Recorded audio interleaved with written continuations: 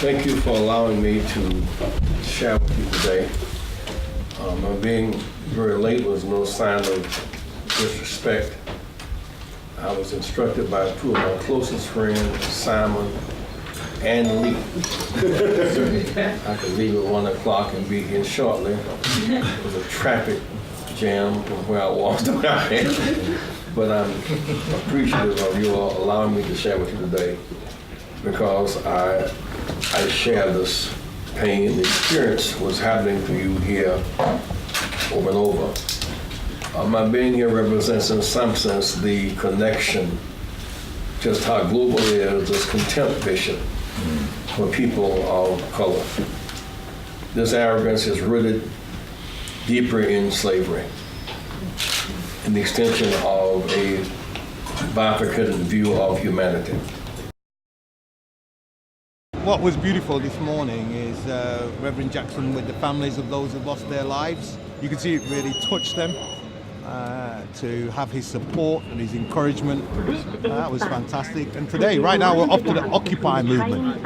We're going to make sure that the gospel of anti-capitalism is spread by the bishop, and international solidarity across from America to the United Kingdom in opposition to austerity, to cuts budgets, to savage redundancies amongst public sector staff. All of that is being challenged by the Reverend, by ourselves. And I think today will be the first time where the Occupy movement and the black community come together. So I'm really looking forward to it. I think it's taken so long for the black community to get linked with the Occupy movement is because we don't do camping. You know, so if it requires a tent in cold weather, we're notable by our absence. But today, seriously, I'm jesting. But today, I think there has been some connection with the Occupy movement, but I think today represents the most substantial push forward in that connection.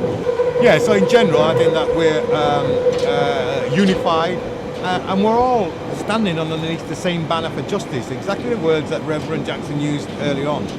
We all come from different places and different experiences, but what we're all essentially looking for is to be treated equally by the law and have access to justice. And today's, I suppose, another clarion call for justice, not just for those who have died in custody, but those who face economic and social injustice of this government. Okay, this is us. This is us. This is a Central Line train to West Ruislip. Please stand on. Jesse Jackson.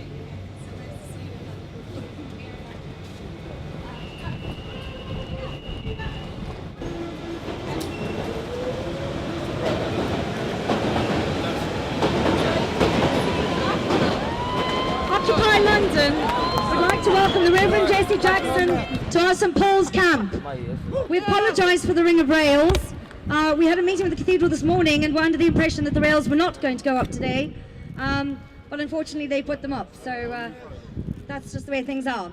The press will have the opportunity, hopefully, to speak. Stand together with occupations all over the world. We refuse to pay for the bank's crisis. We do not accept the cuts are either necessary or inevitable. We demand an end to global tax injustice and our democracy representing corporations instead of the people. We want regulators to be genuinely independent of the industries they regulate. We support the strike. We supported the strike on the 30th of November and the student action on the 9th of November, and actions to defend our health services, welfare, education and employment, and to stop wars and arms dealing. Thank you. We bring solidarity and greetings from black communities all around United Kingdom to the Occupy movement. We know what that injustice feels like. When the boom times hit the United Kingdom, black communities didn't see trickle-down economics, neither did poor white communities. That benefit, that bankers and economy bonus bypassed us. We suffer high levels of unemployment. We suffer high levels of educational failure. We have seen our community centres ripped out to pay for the profligate use of these reckless casino bankers. We watched this government rob poor people in order to keep the starving rich in a lifestyle that they have been accustomed. And today we stretch out our hand in solidarity and say that this movement needs to be an anti-racist movement, because when the economy dives, racists like the English Defence League, the British National Party, and Cameron himself will seek to scapegoat Muslims, women, lesbian and gay communities. All will find themselves subject to that victimization. Today we are sending out love and solidarity with you, standing together with one voice to defeat injustice. It is my deep conviction that if enough people say enough is enough, that we can make a difference, and make a difference we will. We are not going to sit by idly and watch the crime of the century take place before our eyes. We are not going to allow the poor to pay for the mistakes, the mismanagement, the corruption, and the greed of the rich. So we stand with you as one people with one voice to say enough is enough.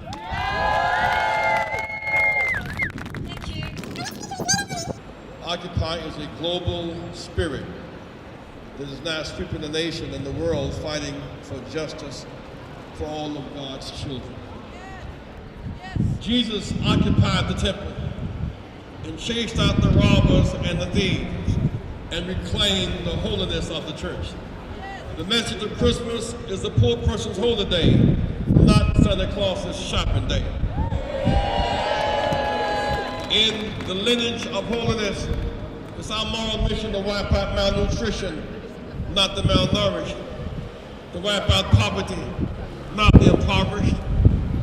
Father, we occupy health care for all, drinkable water for all, invest in research to stop AIDS now, jobs and income for all, Mark, feed the hungry, clothe the naked, set the captives free. That will make a Merry Christ Mass a merry one for all of us. Father, we occupy because there have been 338 deaths of persons in police custody in this country since 1998, and not one conviction. The banks got bailed out, but not linked to lending, so there's more home foreclosure. And none of them have been challenged in the court because of their behavior. Occupiers are surfacing up the gap, and I think that so long as we see Occupy as the spirit that deals with the inequality gap, we're all going to benefit from this movement. My name is Merlin Emmanuel. I represent Campaign for Justice, an organisation which support those families who have lost loved ones in police custody. Earlier on, just an hour or so ago, I had the honour of meeting Jesse Jackson, and along with my colleagues, he articulated perfectly our frustrations on deaths in police custody, and also the injustice and inequality that is present in this world of ours. So what we basically decided and agreed upon is that our separate issues really come under the banner of a global collective, and that is really justice and equality for all. And once we've attained that noble aspiration, then things like lack of job opportunities, poverty of opportunity, gang crime, deaths in police custody, all these things will be a distant spectre in the past, and we can embrace our future. So until that noble aspiration becomes a reality, it's our obligation and our duty to fight for justice and equality with every sinew of energy that we have.